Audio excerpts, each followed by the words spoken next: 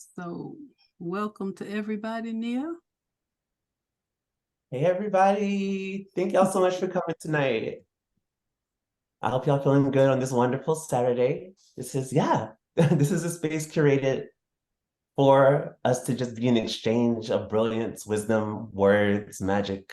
And really, it's about connecting the poetry that's happening in all parts of the world together in an intersectional way that imagines the worlds that we want to be in. And we know that art has that ability, right? Art has the ability to create the world that we want. It has the ability to challenge the things that we see in the world, and it has the ability to move people. And so tonight, which you'll see, is part of a global movement of people who are all trying to envision and create and write the worlds that they want to see. We're so thankful for y'all for witnessing our work and for being an inquiry. And we hope that when you leave this space, we planted some type of seed, or we planted shifted some type of thought that will then encourage you to be engaged in how you can create social change through your practice. Whether your practice is, I take care of my kids every day. My practice is, actually, I like me a cup of iced coffee in the morning. Whatever it is that you engage in and however you navigate the world, the intention is for us to share poetry and words that will inspire folks to be moved towards social change and whatever that looks like for you. We have a beautiful array of people who've been doing work for years. Some people are new, but all of it is centered around poetry for social change. And the intention is that you'll get to hear that from many different aspects, many different points of view, and that you'll be able to take a little bit with you. And hopefully we have some writers in here too. So always feel free to connect with us off camera after this meeting, but building a community in which we can share our art, our visions, our experiences. Feels like what the world needs right now in this particular moment where there's so much happening. And so we thank y'all so much for sharing with us, for being in space with us. My name is Nia Faulk, by the way. Sorry about that. My name is Nia Faulk. And yeah, as in any space that is built to be practicing being in the world that we want to be in, we just want to remind you that this is going to be a place where you can take care of yourselves, make sure that you grab a bottle of water, stay hydrated. I'm going to turn the spotlight off because it's a little sweaty. And so while you're here listening to the work, the question is the offer is to lean into curiosity. The offer is to lean into inquisition around the words you're hearing and the poetry you're hearing, and to ask why. Why was this said? Why is this the topic? Why does this matter now? Yeah. And so I just wanted to welcome y'all. Make sure you get you some water. Make sure you take care of all of your needs. We'll be here for 2 hours together, just sharing and building. And I'm sure some of y'all have lovely offerings as well. And of course, we want to be in conversation and dialogue with y'all. So this is really only planting a seed, right? All across the globe, there are artists, writers who are planting seeds that will eventually grow into this hopefully permaculture-like style of connected wisdom. And it starts tonight. So welcome. Thanks for coming. We're so happy y'all are here. I'm totally geeked. And y'all's gonna be real cute. We're gonna have a good time, honey. That's one thing we're gonna do. We might have some heavy topics, we might have some light topics, but one thing we're gonna do is we know we're gonna be all right. And we know that what we do is rooted in joy and creation. And that is the true strategy. It's not about fighting some evil. It's about centering our wholeness and the wholeness of our kindred, each other. And so with that being said, we're so happy that y'all are here. Take care of yourselves. Be active in the chat because I'm gonna be cutting up in the chat. I just want to let y'all know that. And I'm lucky enough to be one of the co-hosts of tonight. It is such an honor to be here. And to kind of ground us in why exactly we are here and what exactly is going on, I want to pass it to my beloved Mama D, to Dr. Doris Davenport. Okay. Thank you, our Natalie Nia. You did a great job. You forgot to introduce me. I'll do it. Oh, sorry. I am Doris Davenport. I was so excited. Do you want me to introduce? Can I introduce you? Yeah, you can do that. You can do that. It's my honor. Wait. We got it right here on the screen now. Use our script. Yeah, we gonna do this. Okay. We just got so happy. We got so much tech we had to figure out. I had to figure out. And then we had all kinds of overlapping informations and emails and platforms. So I thought I would simplify it. I might have made it more complicated. Did you find it? Short bios for 100? I sure did, Okay. I sure did. You see number 1, your name, then my name. You see that? Uh-huh. Okay. So with all of the context that I just gave, right? The true mastermind of this curated space is Dr. Doris Davenport. And I'm going to give you just a little bit of information on them besides all the brilliant things that they do. Here's a little short snippet of it. Doris diosa Davenport, excuse me if I mispronounced that. Their pronouns are person and per. Is a visionary 75-year-old lesbian feminist born, raised in traditional Cherokee homelands, AKA some call it Northeast Georgia. They are a performance poet, a writer, and educator. Dr. D, as many of us have come to know her, and to know her, has also probably been an Avon lady and a bartender. And this is their 10th or 11th year in the 100 TPC in doing this program.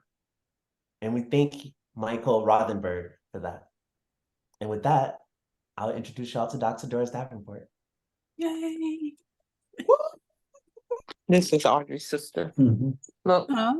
Oh, look at that. Thank you again, my child, Natalie Nia. So I'm grateful to everybody. It feels like a serious family affair now, particularly since I have cherished old friends, poets, and my sisters, Audrey and Dolores, and my friend, one of my oldest friends in life, Sherry Stoll, over there smiling at me. And then we got Margaret in here from the Hill. Shout out from the Hill for the Hill. And then we got Ron, of course, Ron from Perry, Georgia, too. So here we go. I want to practice my Cherokee tonight with the one word I learned a couple of weeks ago, which is Osio, which is a greeting. The Elder Best said it doesn't exactly mean hello. I think it means hello and a lot of other things. Cherokee greetings, Osio.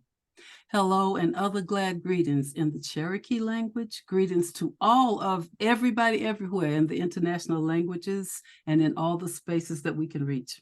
I have allergies, excuse me. I keep thinking I'm going to sneeze. Please forgive me. I have participated in 100 TPC, started by Michael Rothenberg and Terry Carrion since 2011. And accordingly, I have humbly, proudly, a short writing in our 100 TPC anthology published in August. And if I can find this, I would like to put this in chat. And by the way, I want to encourage you all to, if you can, get a copy of this book. It is incredible. It is incredibly inspiring. And I might even have to get up and read a few sentences from it tonight. This year, our group tried to focus on two major overlapping issues: the worldwide climate crisis or environmental issues, and the global pathological, patriarchal, systemic, institutionalized, misogynistic, toxic male violent warfare against women. Oh, however you call that, you know what that is. We all know what it is anyway, those two things. So we were challenging ourselves to let's see if we can find something to write about, share some poetry wherein we have dealt with what the truth for ourselves, within ourselves, to lead to positive change. Hopefully by sharing our truth with others, it can lead to, if nothing else, a reconsideration of your positionality in the world. If nothing else, you might experience a little cognitive dissonance. We ain't really up in here to make you feel good. You feel good after you do the work. You feel good as a byproduct. You feel good, you need to send us a lot of money. Okay, truth will make you feel good. But just for a minute, there might be a paradigm shift.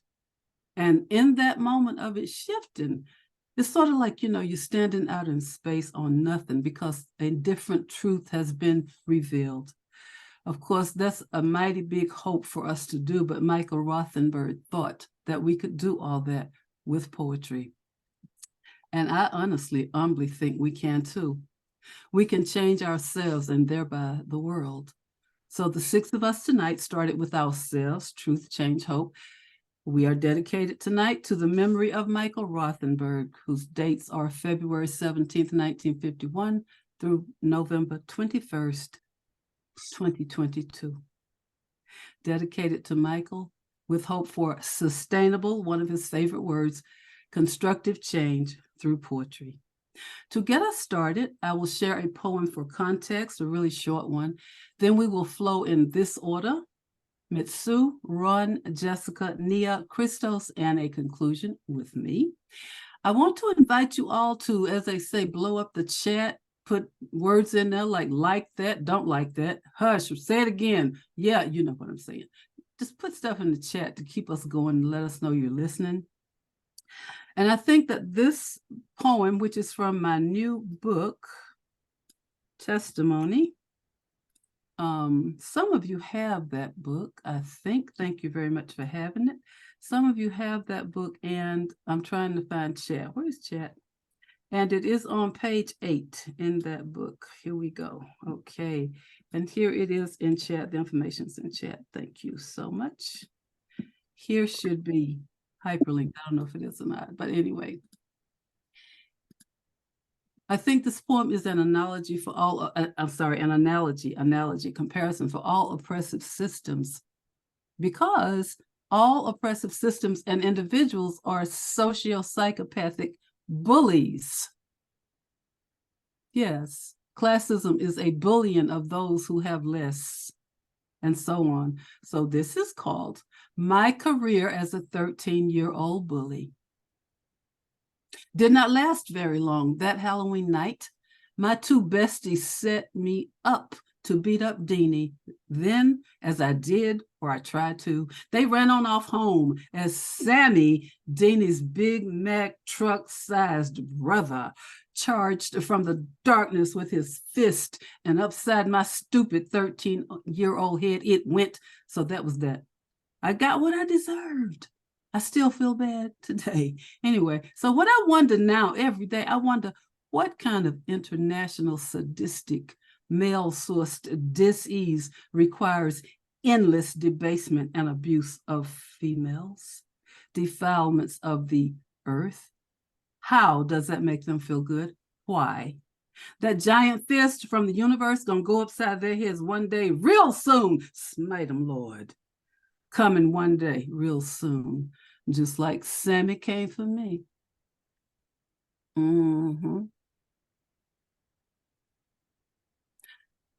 The poetry of Mitsuye Yamada is also a multifaceted change agent.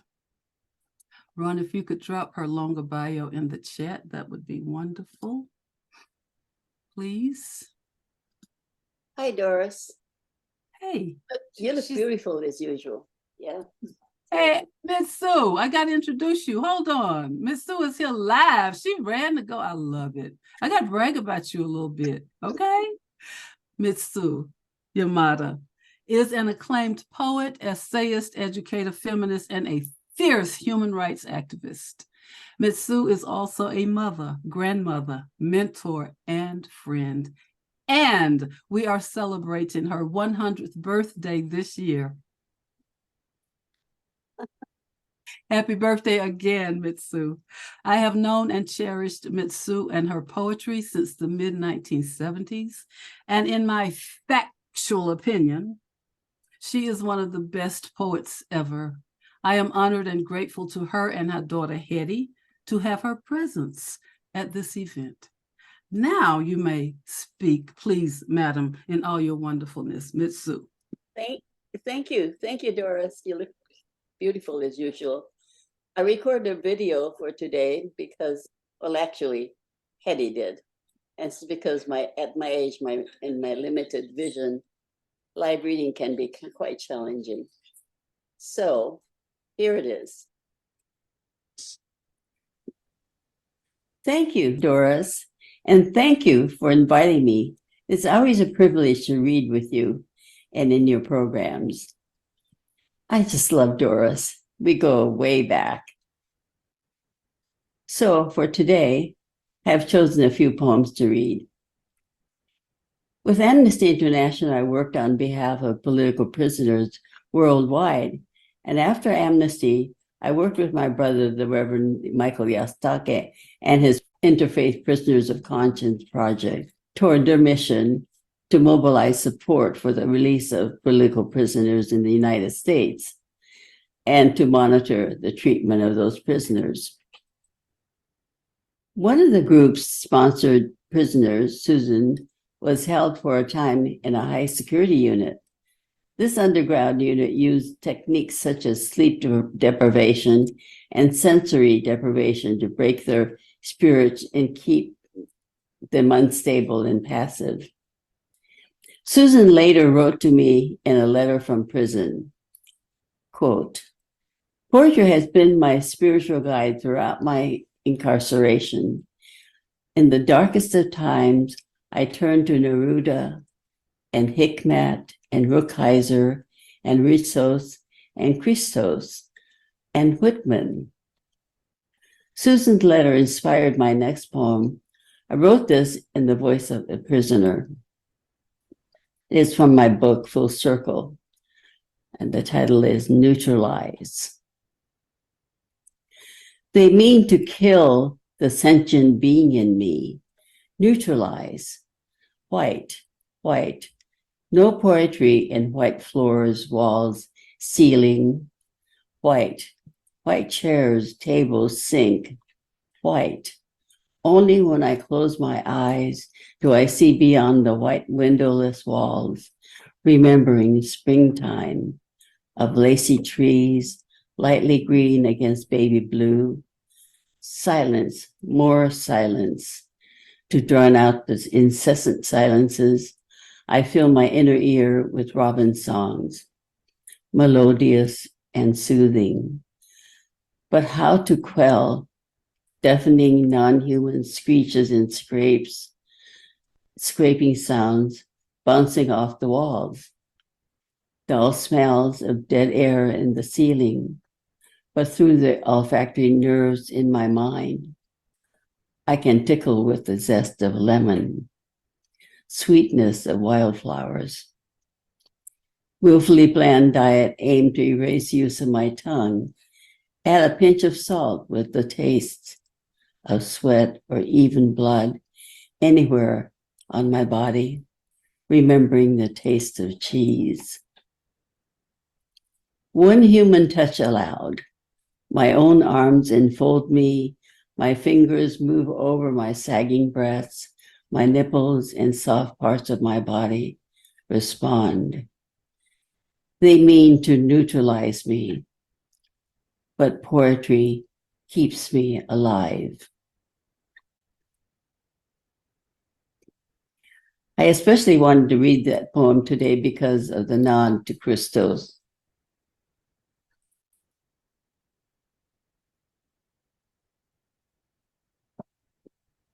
I have been an educator for most of my life, and teaching has been the most rewarding of the experiences. As an educator, one begins a teaching career expecting to always be the mentor and the students the mentee. But in time, one learns that teaching is so much more than that. I once taught a creative writing night class. I had a student, Laura, who was probably close to my age, returning to school after her kids had grown. In one class exercise, I told the students to use details to sketch out the scene. Don't tell the reader how to feel.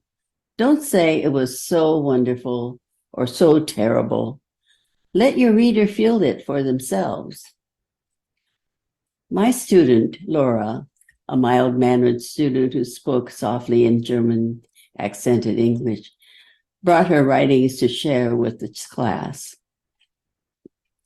Her writing is about being imprisoned in a Nazi prison camp during World War II. I wrote this poem after an exchange in class with Laura. It is from my book, Camp Notes and Other Writings. This poem is titled, For Laura, Who Still Hears the Geese. When I heard you read your poem about the children, your images rubbed clean with right words, polished smooth for our fragile ears to savor, I said, don't tell me with worn words, Laura. Show me what you saw with your own eyes. Tell me what you heard with your own ears. I saw then in your face the same searching look, the pinched face of that woman I met in Japan in another language. Mounting cliches too, she said, like hell on earth, like a horrible nightmare, like nothing you can imagine, like everything you can imagine. Even then, you will never know. Hiroshima was a human junkie. Laura, your words came in slow, measured tones. I couldn't hear the children. I couldn't hear their cries because of the geese. And I jumped. Geese? What geese? You said, oh, those geese the guards brought in to the square to beat while they marched the children into the ovens. I couldn't hear the children. I only heard out of their open mouths the squawking geese sounds, the beating wing sounds. We were returning to our bunks after working all night. I have no words, no other words. You said these words as I sat at the edge of my seat, waiting for you to show me in precise diction, in sharp new images, in fresh, vital language, what you saw to let me live through your vision that I might live too. I will never forget your geese, Laura, but still I cannot feel the bodies of those children that have left acid shadows on your brain to burn and burn. I never can.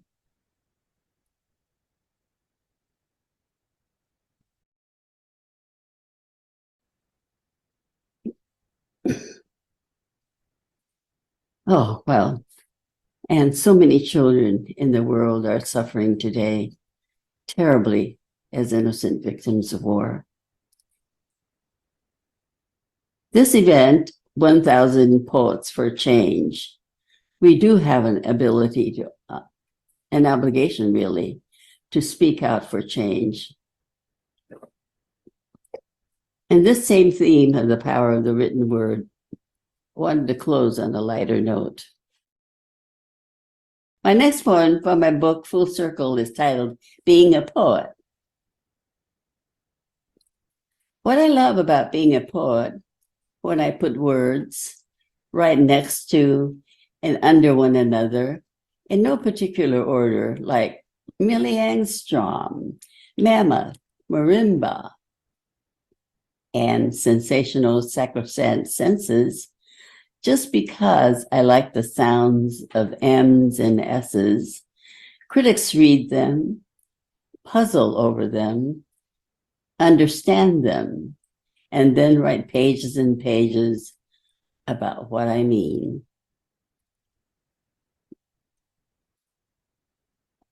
Let me say here, I have great respect for the scholars and critics who read and comment on my work. I was just having fun. Writing can be such fun. Thank you. Wow. Thank you, Mitsu. Nia, you're up next. How you doing? Yeah, I'm like, whoa, I'm just moved. I am moved so deeply at which the severity can be also transformed into the levity at the end. And there are just certain images that stick to me around geese in relation to death, but also in around our work being an obligation, Mitsu. The work of the artist is an obligation to pursue people to push, to think, and to move towards change. And so I am deeply grateful for you for sharing stories, for you even using your tool and your practice to witness other people's things. Like you witnessing Nora allowed you to kind of not embody what happened with them, but to never forget what happened with them. And so thank you for showcasing so many different ways in which this art form of poetry can actually enable us to move through the world and to hold a memory in our bodies and in our minds. Thank And you. thank you for ending on Thank a you. light Wait, note. Natalie, I'm are having you, fun. I'm hold up, having hold up. Are you going to introduce Ron for us? Or you Oh want me yeah, I am. Sorry, I was giving a little bit of like testimony? context No, to what no happened. problem. I just, Sorry. I'm that weird MC. I feel like I have to be like, yes, let me just let you know what I heard. That was beautiful. Yeah, Mitsu, thank you so much, dearest. It's always a blessing to be in space. And so yeah, y'all show some love for Mitsu in the chat. We see y'all people on Facebook. We love y'all. We love y'all so much. And yeah, just deepest of gratitudes and happiest birthdays, speaking all of the health and blessings. Mitsu. And so it's time to move on over to one of my big sibs. They are amazing. Let me stop going off script and just read it. So I want to introduce Ron Ragin, fam. Ron uses he, him, or anything with love, lovingly offered pronouns. They are a researcher, strategist, organizer, coach, and an interdisciplinary artist. Ron partners with artists and organizations to help them achieve their goals. Ron grew up in Perry, Georgia, makes a mean red velvet cake, honey, and can throw down on some biscuits. They currently reside in Southern California. It is my pleasure to welcome Ron to share their work with us. Thank you, sibling. Thank you, Mama D, for inviting me to share. Real blessing to be here with everyone this evening. I'm gonna share 2 pieces. And just for my colleagues, fellows in the circle, is my audio all right? Y'all good? You can hear me well? All right, cool. Awesome, thank you. Okay, and thank you so much, Mitsu. I feel, yeah, this feels important right now. This poem is called Enough, or In the Face of Genocide, I Don't Know What to Say to My Palestinian Friends. I am looking at my phone. I know it's not enough. I cannot look away. I call my representatives. I say no to genocide. I say no to war. I say no to any additional funding for Israel. I say no to settler colonialism. I post articles and videos. I put down my phone. I pick up my phone. I read articles, watch videos. I know it's not enough. I text my Palestinian friend who I met reading tarot in the Blue Ridge Mountains. I ask them what I can do to support them. I tell them I will struggle with them. They ask me to sing. They pray for me. They send me funny videos of an elder Palestinian woman shooing away an IDF soldier with her cane. I chuckle at her tenacity, moving with the slow steadiness of a tortoise to the water's edge. I pick up my phone. I cannot look away. I know we must speak about the unspeakable, and I don't know what to say. I fall into a half sleep. In my dreams, a pale man with blood-streaked eyes chases me with a shotgun. I know he will not rest until I'm dead. I wake up cold with my own sweat, exhausted like I ran for my life. I pick up my phone. I see the chaos of another Israeli bombing. I watch a man holding a child wrapped in so many bandages. I see her blood. I see him say he cannot put down this child. I see him rocking her like the most precious, precious being he has ever touched. I think they might both be dead now. I yell at myself for thinking that. I pray they are not dead. I pray they are not dead. I walk into the yard and sit beneath the avocado tree. I look up at slices of blue sky through its leaves. I think, it is so peaceful here. I think of olive trees in Palestine. I think of an old Palestinian man making soap from olive oil. I think they have no water to wash with soap. I know Israel turned off the water. I come from folks who sang through struggle. I sing a spiritual that became a freedom song, that became a song I sing when I feel hopeless. I testify that over my head, I see freedom in the air. Over my head, I see freedom in the I record myself singing. I feel silly. I post it on Instagram stories. I check obsessively to see if people have seen it. I want people to feel hope. I know it is not enough. I send the recording to my Palestinian friends. I see their responses in pink heart and praying hands emojis. And I know it is important. And I know it's not enough to stop a genocide. I go to my sister's house to babysit my niece. When she hugs me around my ankles, I cry. I think of the children who are the sole survivors of the latest bomb. I think of the uncles who will never see their nieces again. I hold her tight and tell her I love her. I know this is a selfish poem. I know there is a lot of I in this poem. I don't know if this is even a poem. I must write this poem. I must read this poem. I know that it is not enough, and it is something. It is something. It is. Thank you. Ooh, okay. All right. Thank you all. When Mama D invited me to join this reading, we had a conversation, and I talked about some of the things I've been thinking and writing about over the last few years, and was really grateful as a cis male to be welcomed to think and to write and to speak about what it means to undo patriarchy, what it means to undo the violence that stems from it. And so something I have been exploring is softness and vulnerability, permeability of male persons, masculine, male identified men, folk. And I want to share some haiku I've been writing at least daily in August and in continuation from August, alongside the practice of Black August 575 that was founded by Spirit House in Durham, North Carolina. Shout out to my roots family there. So it is in that spirit of softening that I offer some haiku that I wrote this past August about a Black boy who flies to the moon.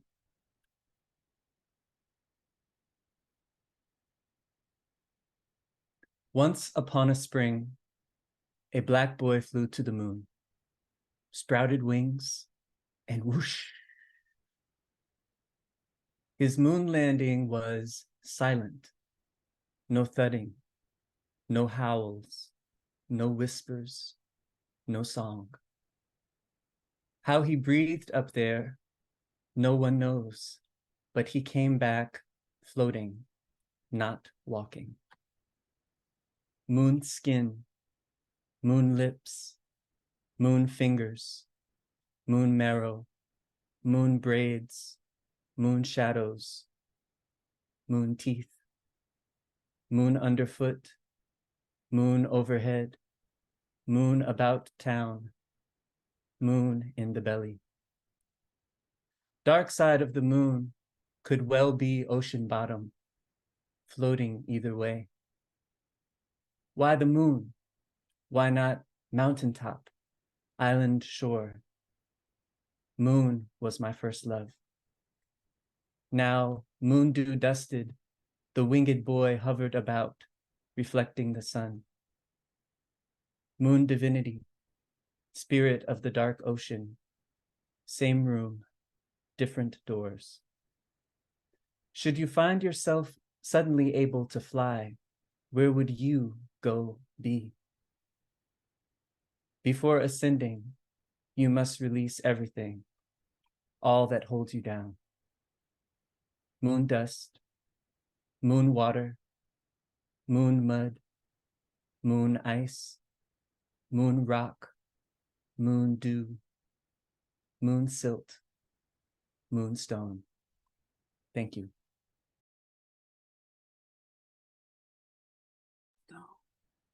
Thank you, Ron. Thank you, thank you, thank you. I'm going to try to discipline myself and not go into paroxysms of praise about all those images, but I love all that moonness. Yes, I do. I'm going to have that in writing, if you don't mind. Please, an old woman, share it with her. And it is now my distinct pleasure and joy to introduce my Jessica, our Jessica. Jessica is, I'm just going to say Jessica is wonderfully adaptable and flexible. And I'll leave it at that. I just put that in chat too. Briefly, there's longer information in chat. You ready, Jessica? I'm going to talk about you a little bit and then you ready? Okay. Jessica Cory is a cisgender, bisexual, white female who often passes for straight. Those are Jessica's words, talking about coming at you with truth from the heart. Wow, Jessica. Originally from Shawnee lands, colonized as Ohio, she now lives in the traditional Cherokee and Catawba homelands of Western North Carolina, where she teaches English, yay, English teacher, at Appalachian State University. And now we will hear from our Jessica. Thank you so much, Dr. D. Like Ron, I have two pieces. And the first one stems from some conversations I was having about Dr. D when we started thinking about the kind of things we might want to write and you know, read at this event. And one of the things that came up was whiteness. And as a white person, right, we're normally the default. We don't always have to think about how we engage with space.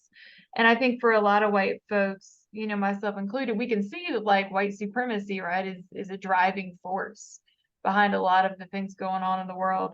But it's often easy to think about white supremacy as like, oh, I'm not one of those people, right? I'm not doing those things. And so I wanted to really think about, you know, sort of how I was brought up white and some of these kind of early experiences that contribute, you know, and kind of highlight, you know, how we do engage with whiteness as white people, just to kind of, you know, kind of disassemble that a little bit. And I invite any of y'all who identify as white to do the same. So this is called Lessons on Whiteness. First grade, I was the library helper. The librarian, who looked like me, said, "Stamp the pale insides of the hands of the black kids so that they can see the elephant in the purple ink." I wondered why she didn't choose a darker ink that would show up, that would last longer when we all washed hands before lunch.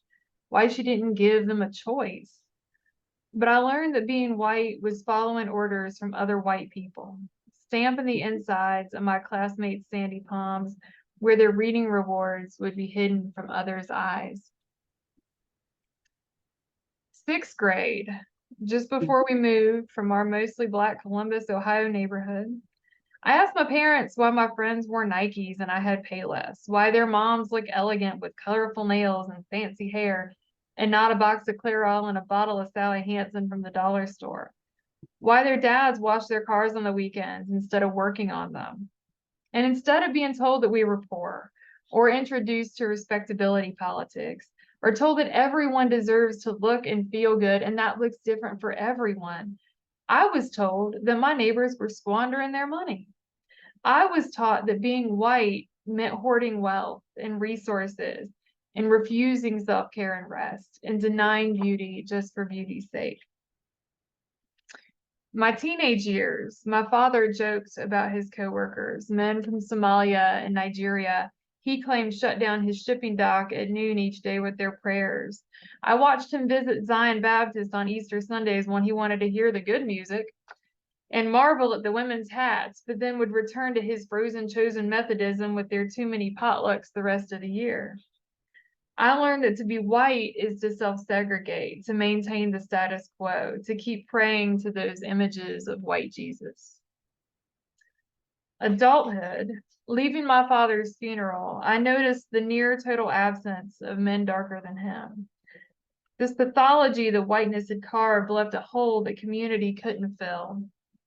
Being white means existing in the constant push and pull between taking up space that isn't yours and never leaving your island of white comfort. We cannot change our lineage, our intellectual inheritances, but we can learn and unlearn to listen, to let others lead, To live our lives is a challenge and a testament to unraveling the limitations that maintain these white lies and instead intertwine to weave a future of aliveness. And my second poem is shorter, and kind of focuses on, oh, y'all are doing clap thingies. It really focuses on teaching as a form of activism. And this is called Exercise. It seems trite that I ask my students to draw their favorite flowers when the ridgeline behind my acquaintance is turning to ash and the streets of Gaza are being bombarded, bodies scattering like sunflower seeds on the wind that one student drew. And we know that some bodies, like some seeds, are destroyed where they lie, but at least the flights of seeds serve to nourish. Yes, it seems blasphemous for these bodies to be sketching peonies and poppies when the red of poppy leaves is being shed in Congo's cobalt mines by bodies younger than my students. But in this room, we settle in relative safety, channeling our inner Monets, sketching pistils and stamens and petals, paying particular attention to their textures. This exercise might seem meaningless when the world is burning and men are murdering women and the tragedies like bodies keep stacking and stacking to the ceilings as these attacks on women and land and the planet seem to be unceasing. Yet my hope in having these students draw flowers is that when they see beauty and value in the ugliest of places, that they can enact change, spring up like defiant dandelions along a trestle's embankment. Thank you. Oh, that ending. Thank you so much. I don't think I heard those words clearly the first time. Thank you so much, Jessica. Thank you. And are you ready, Natalie? I am ready. I am ready. Can I just think say- I'm on deck, right? You are. I was about All to right. say, and are you ready? Go for I it. am ready. Thank you Okay. very much. Hold on, let me actually, because I'm doing bios. So let me get Natalie's I can do bio it. here. There we go. Okay. Oh, thank you, Mama D. So everyone, it is my deep pleasure and honor to introduce my dear friend and sibling, Nathalie Nia Faulk. Pronouns, they, them, she, and her, is a self-described ebony Southern belle, born in Lafayette, Louisiana, and living in New Orleans for the last 10 years. She works at the intersections of performance, history and storytelling, healing justice, and community building. They are, among other titles, a cultural organizer at Alternate Roots and has a bachelor's degree in history from the University of New Orleans. Y'all, please welcome the fabulous Nathalie Nia Faulk. Thank you, Sib. Thank you, Sib. Yeah, it's truly an honor. Last year, when I was invited to the space, I was invited to be a hostess, the mistress of ceremonies, which is like for sure a deep talent that I have. And this year, Dr. D encouraged me and pushed me a little bit more, and they were like, write something, write something. And so I was really entangled with what's happening with the world and how detachment, detachment being part of the reason why people are able to treat themselves so bad, and then, while they're able to treat other people so bad, and while they're able to treat the land so bad. And so I was wondering what would happen if I wrote something that was about reattachment and reattaching to oneself. And, the way you treat yourself is how you treat other people, is how you treat the land. And so mine's a little bit sillier, a little bit goofier, but it's really about finding ways to reattach yourself so that if you love yourself, there's no way that you can treat someone else poorly. And surely you can't treat our land poorly. Yeah, so it's called The Dance I Want to Dance. And I guess I'll read it. When I need clarity, or when I want to practice what it feels like to be free, I dance. Normally it's in the club, I'll be getting it in. But today, I'm dancing outside. I'm dancing with the wind. I can feel my body moving all around it. I'm with the air. It's easy and airy. It's clear yet structured. It's just like me. I am filled with a bunch of air and earth signs in my chart, you know. And as I dance, I reattach to myself, to me. You see, it takes a moment to get to this place every time I dance, to get returned to myself. Because my body has changed and transformed from the first time I danced this dance. I've been growing hips, my skin been getting real soft. With every shot of estrogen I take, with every hormone blocker that I swallow, I dive deeper into metamorphosis. And so yeah, this dance felt different than the one I did 3-4 years ago. Times that were both chaotic and clear. And I began to uncover the veil. Is this the way to time travel and somatically imprint what I'm presently experiencing, what I'm feeling? Like the earth around me, I'm changing, y'all. And weird enough, those changes are now being legislated and controlled, much like patriarchy tries to do. And we have to teach them every single time, and hopefully a few learn every single time, that those changes are so wild, so naturally powerful, so inherently valuable that they don't dare be controlled. But alas, here I am dancing, feeling the wind all around me. Am I even breathing? Or have I become the air? The ground, which once acted as the thing I walked upon, now becomes my foundation. And suddenly I'm connected to it. I'm flexible yet stern. And for a moment, I'm reminded that I'm a free bitch. The air unseen, the earth only felt, they become guides for my movement, both in this dance and in my life. So, you know, I'll be dancing, I'll be cutting up, and then every now and then in this dance, I start to lose focus and I waver in between the state of detachment, the state of being one with air, not even knowing if I am breathing or if I am the breath, not even knowing if I am the rock or if I am the sturdiness. I waver. I waver between this state and the detached one, in which we live in often. I can notice I'm becoming detached because I start to center the sickness instead of centering my joy. I center the sickness when I think about the dysmorphia around my body. My arm's too big, or is my chest big enough? Am I feminine enough? The worry that comes up. All these things are centering the sickness. And in my dance, somehow there's always this piece of the choreography that leads me there, focusing on the sickness. But as my roots Mama D would say, you do not center the sickness. But yeah, for right now, I'm there. Somehow my dance has taken me to another world.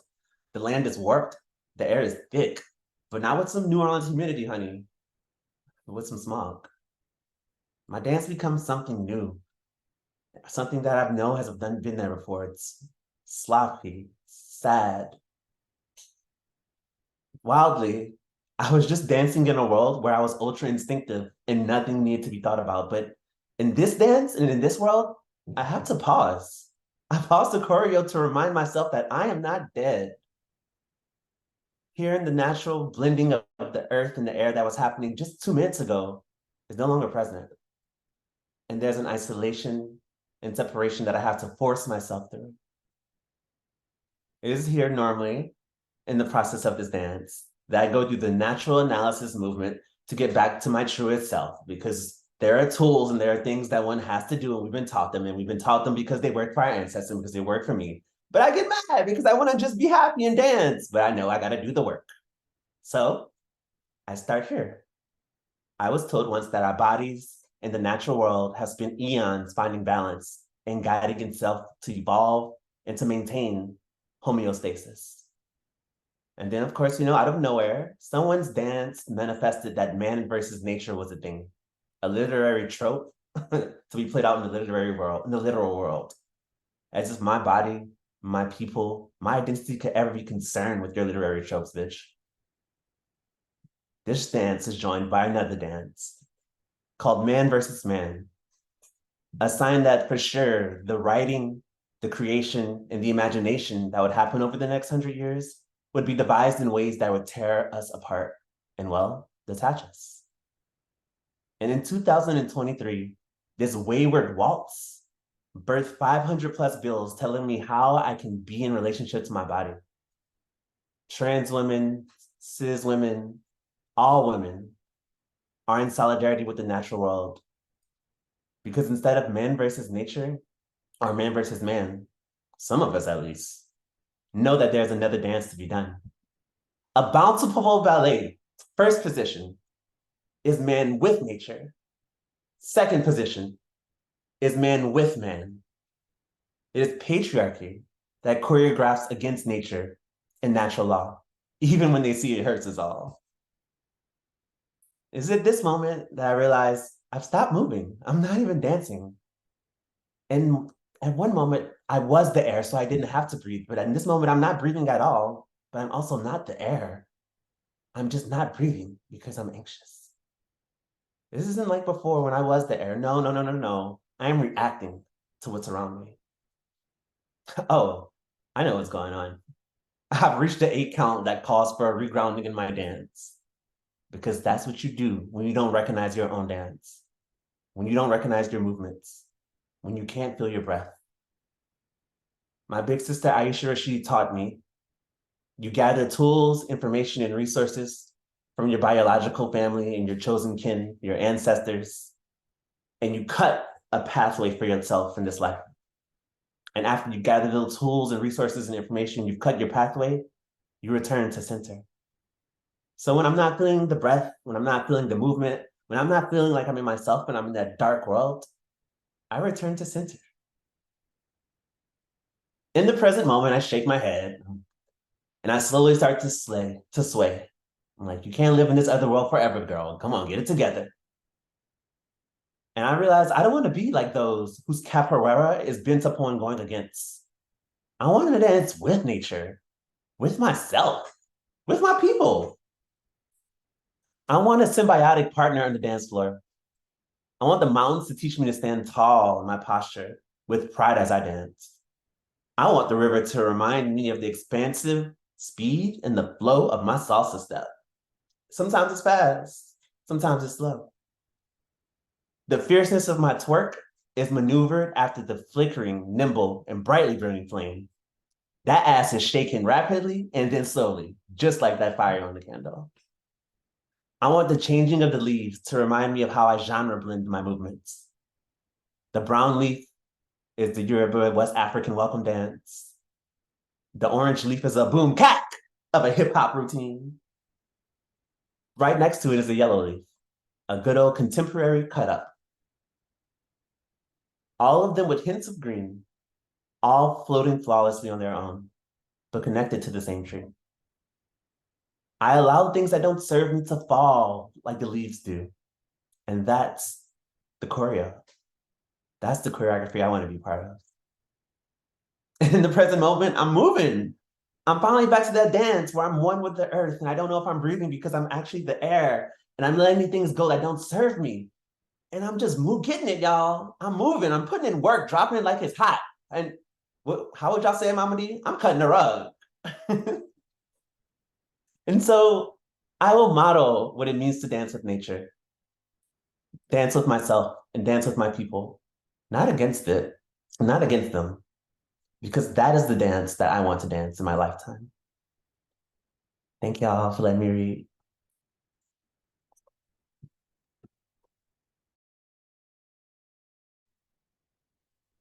That was marvelous. Natalie, Nia, my child. That was marvelous. If everybody is not saying it, it's because they're speechless. And I have to say something because I have to say thank you and introduce our next guest. Thank you so much. Thank you so much. Fierce choreography. Yes, loving it. Thank you. And after that, we're going into a different kind of dance with Chrystos. Chrystos's pronouns are dyke, she, and her. Chrystos has received numerous prestigious awards for her poetry, Her work as a poet activist spans native land and treaty rights, freedom for imprisoned Indigenous activists and feminists, Two-Spirit, and lesbian solidarity. From her first book, I believe it's her first, Not Vanishing, in 1988, to the most recent one, Her Eyes Are My Home, 2021, published by Sinister Wisdom, Chrystos has consistently shared deep truths, speaking for and to all who are ready, able to hear, and hopefully act accordingly. As I said about Mitsuye, I have known and cherished Chrystos and her poetry for decades, and she too is one of the best poets ever. That's just the truth. I am honored and grateful to her and to her partner, Sunny, for their presence at this year's event. And now we will be blessed by the gospel according to Chrystos. My pen name is Chrystos, and I would like to dedicate this part of the reading to the people in Palestine who are experiencing genocide as we have. All of this is new work. Story to remove them. This is the last time they will be mentioned. My eraser is busy. Leaves are blowing in gray wind here in Manamaku. Perhaps they blow elsewhere, but we are not concerned with enemy territory. In order to survive, we focus on ourselves when they so vehemently seek to erase. Our impulse to eradicate every bit of their oppression is deemed illegal. I am breaking the law over rocks. Once broken, it no longer exists. Those who come too close are sent to live on Mars. Spring is leaping into the stiff limbs of winter. Tiny green heads pop out, hungry to breathe. Birds peck for breakfast, flitting in and out of sight, breathlessly beautiful.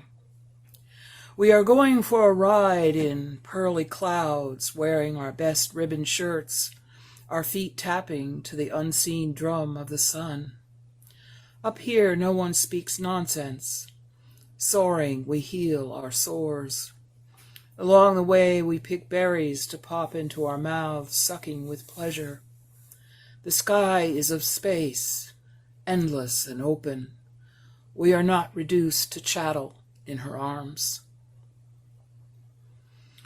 Fathers nod and go to sleep. We loll, heads thrown back as we tenderly caress the clouds. There is nowhere to go, but everywhere. Drinking deeply of space, we inflame ourselves with air. We float on our backs in the rain. Later, we may go fishing for magic with the bait of belief. You go higher up, hoping to pop, while I hover closer to this hum of growing beings who are singing us aloft. In this story, we are safe. Evil cannot penetrate with its gaudy greed. Let's mark this so we can come here whenever we want. Bound by wires, my eyes long for unbroken sky I've only seen a few times in Montana, Point Reyes, Big Sur, Mexico, Australia. Whenever I'm blessed to be beside our sea. Even as I am dependent on these wires for reading, writing, cooking, warmth, amusements. Once we called this invisible fire, but actually, this is a cage.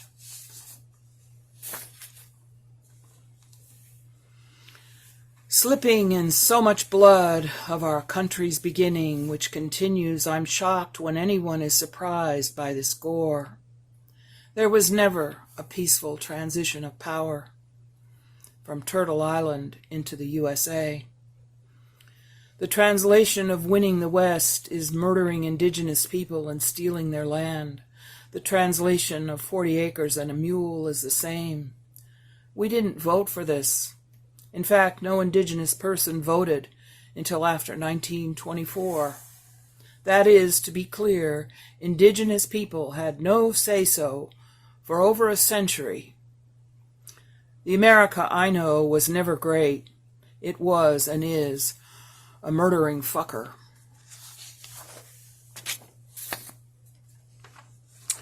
This is for my friend Rajdeep. Broken by my footstep, the stone heart of war bombs children into rubble. Even those of us cheering this on know this is wrong.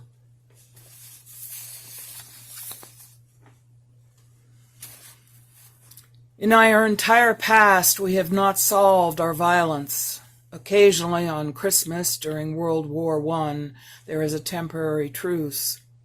But history is war, greed, rape, murder, and an occasional party, along with a universe of lies and denial. I have no hope for a solution, just looking to get through tomorrow with my compassion, because if there is a solution, writing is a path. Miigwech.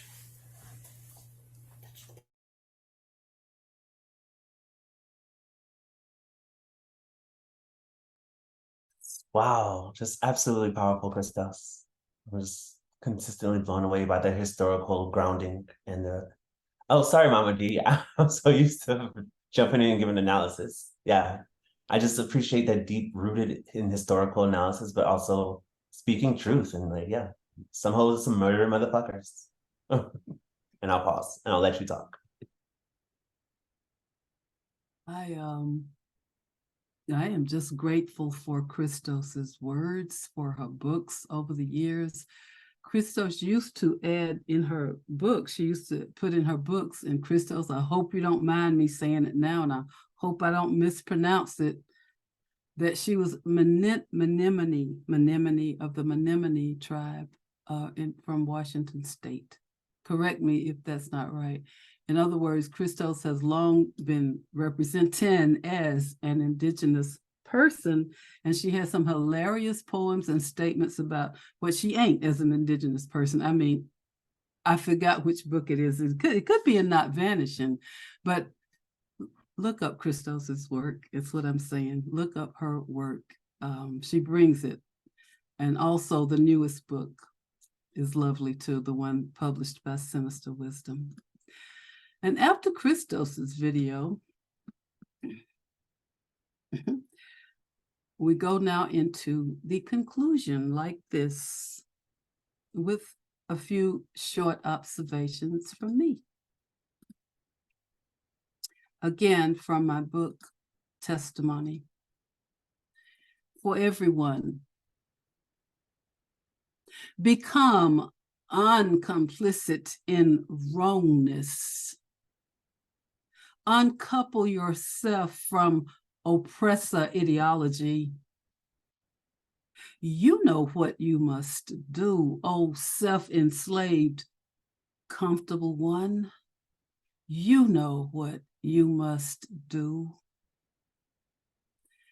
And in closing, this New Year's blessing song from Testimony, page 1045, if you have the book. This closing blessing song, and may you find your path to being free, a path that won't oppress you or me, to repeat. All reality is only as real or virtual as people's energies allow it to be. I've been saying that for years, Mitsu. I've been saying it. I will keep saying it, Chrystos. What we put our energies into is what will manifest. To repeat. Get all the rituals done as evening settles down. The last time this virtual year, go outside. Breathe into the earth. Accept again this gift. May we find a path in being free, a path that affirms both you and me, a path that affirms both you and me. Osio, thank you, Ashe.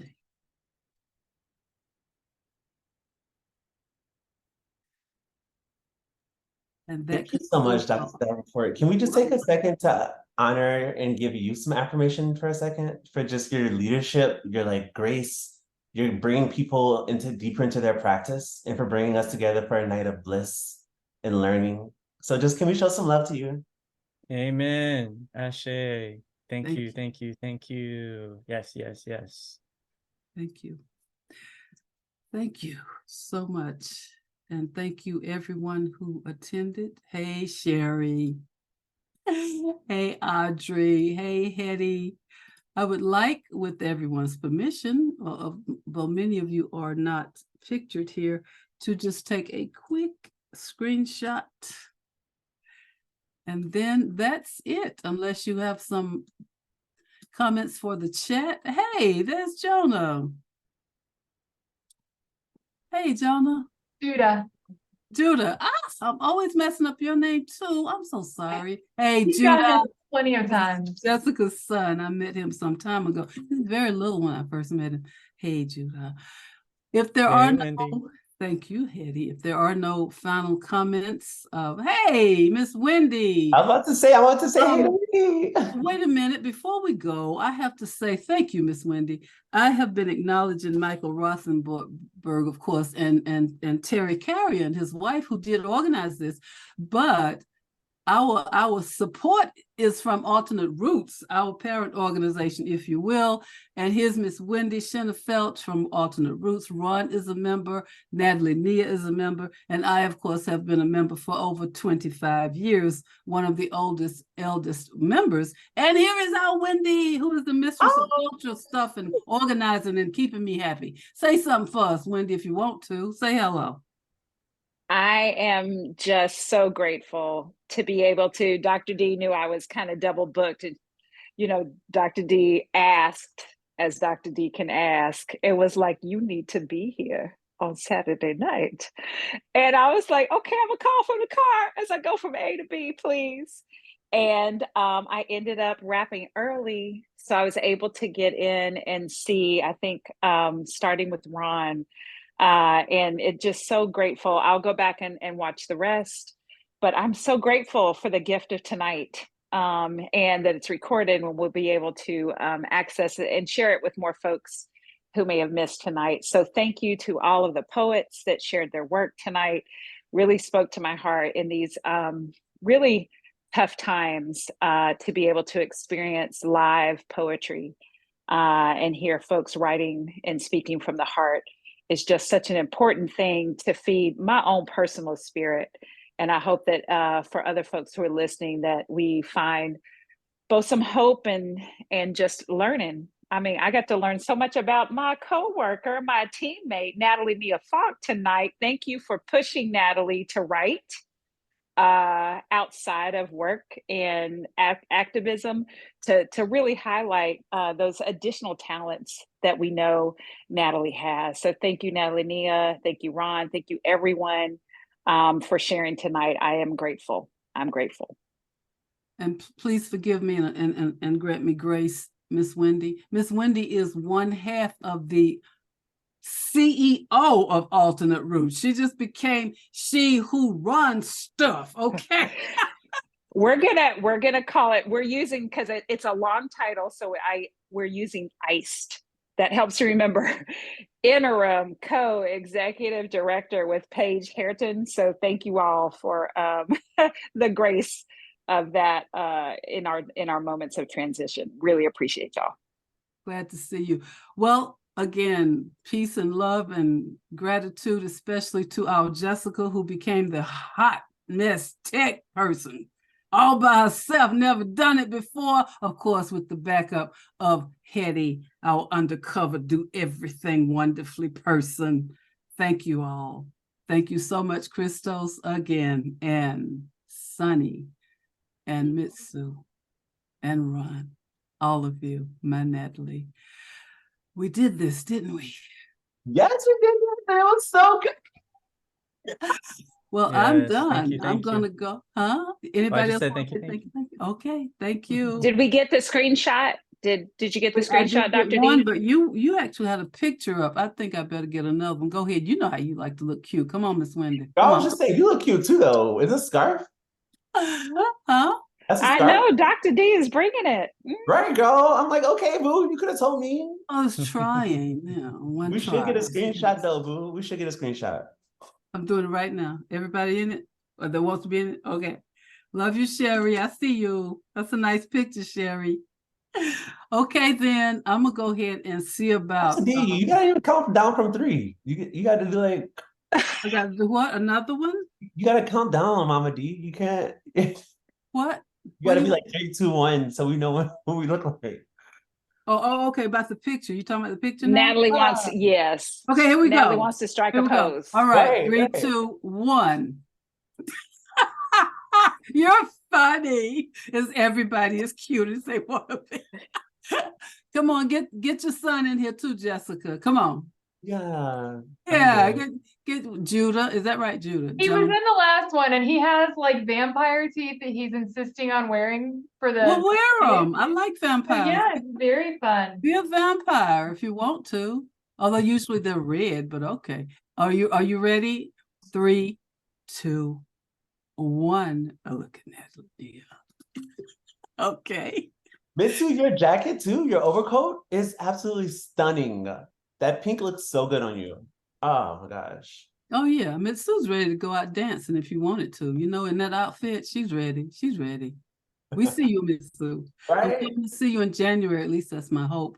You and Sherry and Jean Weisinger for my 75th birthday party. With that, on that note of love and intentionality, may I say greetings and gratitude and love. And I got to go now. Okay. Love you, Mama D. Love y'all, everybody. Thank you. Be in touch tomorrow or the day after. Thank you, Alana. Who is Alana? Thank you, Alana.